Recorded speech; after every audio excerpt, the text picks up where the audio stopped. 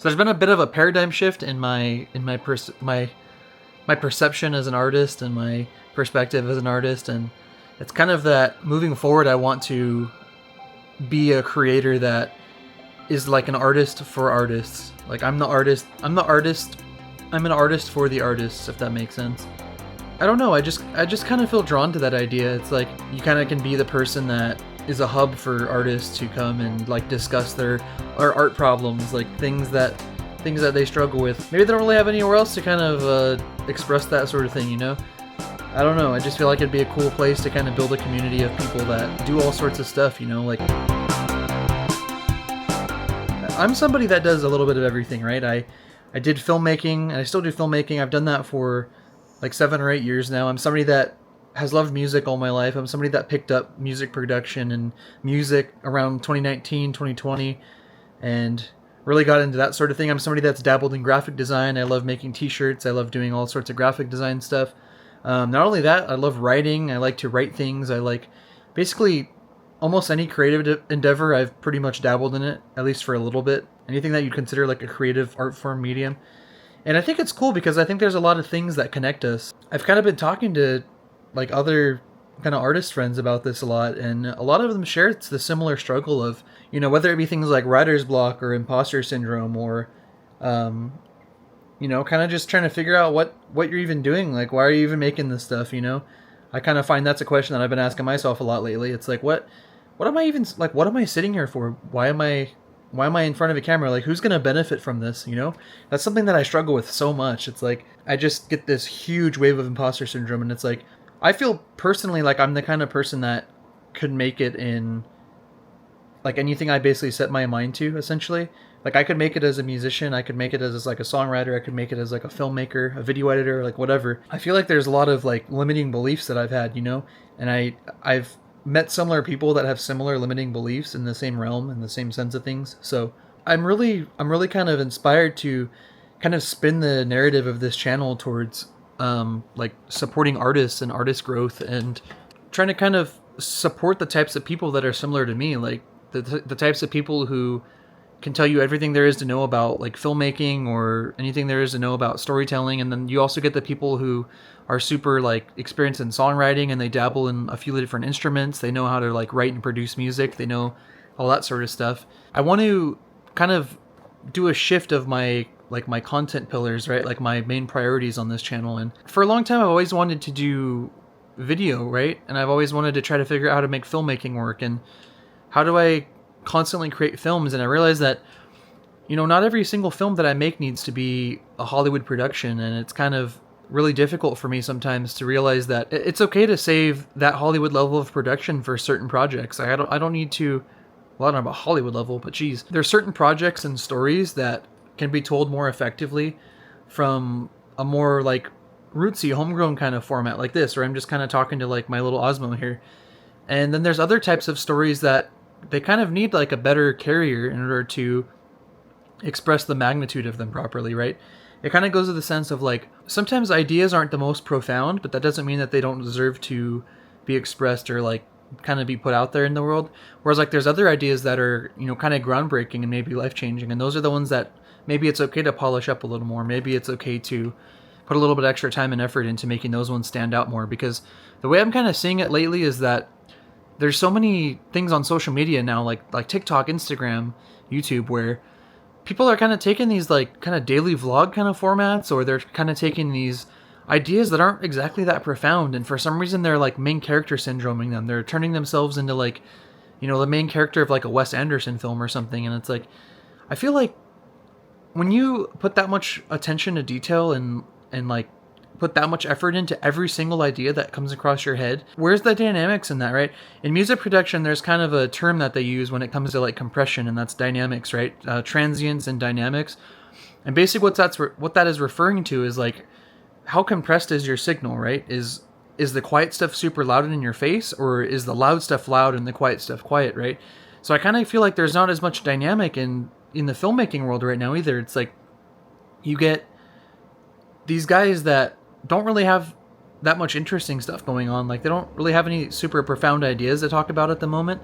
and for some reason they shoot it like a Wes Anderson like Grand Budapest Hotel or something, and they put like their little yellow subtitles and their halation and all that stuff over the top of it, and they kind of just take these very boring concepts and try to turn them into some sort of like full-scale production. And I don't really understand that, because the way I see it is that not every idea requires that level of production, and we need to be able to have a baseline of where we start, and we have to be able to turn up we have to be able to kind of push the gas down, you know. We have to be able to kind of kick the turbos in and, you know, flush some nitrous through the system for certain ideas. And it's like, if you have an idea that you think is life-changing and it's going to, like, you know, like a crazy good story that's going to change lives, or something that you really can develop into something amazing, and like, by all means, do whatever you want, dude. Like give it a full production value quality. Let it take up your entire month, like 2 months, whatever, an entire year. Let it do that. But like, I feel like people need to kind of quit forcing content so much. Like, why are you filming yourself driving down the road on like a $6,000 camera rig? For what? Like, what? Why are we wasting these tools, you know? Like, okay, here's what I compared it to earlier. So earlier, I was like talking about, I was questioning if I should like kind of sell my mirrorless camera setup or not, right? My S5 and my cine grid cage and like my Atomos Ninja monitor and stuff. Because I'm thinking in my head, I'm like, dude, I just realized recently that the kind of stuff that I want to make, it doesn't necessarily need that high quality of gear in cinema anymore, you know? Now that we have like the Osmo Pocket 3 and kind of systems like this, where for $600 you can make quality that's 99% there and good enough for 99% of people. Like, so I was kind of comparing this earlier to, like, I'm like a Toyota guy, right? I'm like a Toyota Lexus kind of guy. So I was kind of comparing it to, like, not every tool is the right tool for the job, right? If you go and buy like a super nice brand new Lexus, like, you know, whatever, like ICE 350 or like one of those like RC 500 or whatever, you know what I mean, like the super nice like sporty Lexus cars, and then you're thinking to yourself and you're like, man, this car is nice and fast, like maybe that Lexus isn't the right car to like go camping, right? Maybe that's not the right tool for the job to go camping. Maybe, you know, if you got your Lexus and you need to, like, you know, maybe pick up some bigger item, like, you know, at a store or something, you might ask your buddy to borrow his truck, or like you might, you know, maybe have to rent a truck or something. And it's like, the way I see it, it's like I could sell the Lexus, you know, which is my Lumix S5 and like my Cine rig, and then I could buy like a nice Camry and then like a nice Tacoma or like a 4Runner, and then I have more tools for the job that cost the same combined amount as that one Lexus cost. So that's kind of, not every tool is the right tool for the job these days, you know? So I feel like so many people fall for like the pitfalls and traps of YouTube and like watching social media people and like comparing themselves too much, dude. Like, stop, knock that off, dude. Like, knock that off. It makes me sick, dude. Like, I was that kid, you know? I was that kid. Like 18, fresh out of school, people are telling me, oh, you gotta get the A7S II, bro. Like, nobody's gonna give a your content. Like, back then, that could really give you an edge on somebody, right? If you had an A7S II, everybody else was shooting on like Canon Rebels, right? And it's like, having that A7S II was a huge leg up on people, and that people would take you seriously. But now everybody's on an even playing field, dude. Not every single idea that you have requires that level of quality. You don't need it. It's excessive. It's a life of excess. Stop buying into that dude. It doesn't matter. It doesn't matter. I feel so bad for these kids, dude. These kids are going out and they're dropping all their savings on, you know, like an FX30 or like an A7 IV, and they're shooting videos of them in their bedroom at their desk, like trying to create cinematics of themselves, like journaling and weird stuff like that. Like, the art of journaling just seems so like something you'd hear from like a self-help guru that's like selling courses or something. I don't know. We're at a point on social media where nobody's like leading the charge with original content anymore, and it's like everybody's all these people are telling people, hey, the best way to make it and the best way to grow is to be a copycat. Go steal thumbnails, go steal video ideas. And it's like, dude, all of a sudden we got this melting pot mosh pit of garbage, and it's like everything is the summed average of all this BS that everybody spews to try to make a quick buck all the time, dude. Like, where's the fun in it? Where's the art in it? Like, that's my message, right? That's my, if there's gonna be one, what do they call it? Like your brand identity, right? What's your brand identity, right? My brand identity, at least how I want it to be perceived, is I'm one of the few honest people on here. I'm one of the few people that doesn't do this for fame and fortune. I'm one of the people that's not going to manipulate you and tell you, hey, all the secret solutions to your problems are right behind this $5 LUT pack, bro. Trust.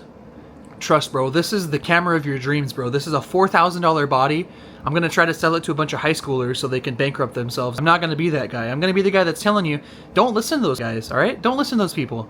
Those people are bullshitting you, all right? I'm going to be fully honest and transparent with you right now. Those people are bullshitting you. I've met people like that. I've worked with people like that.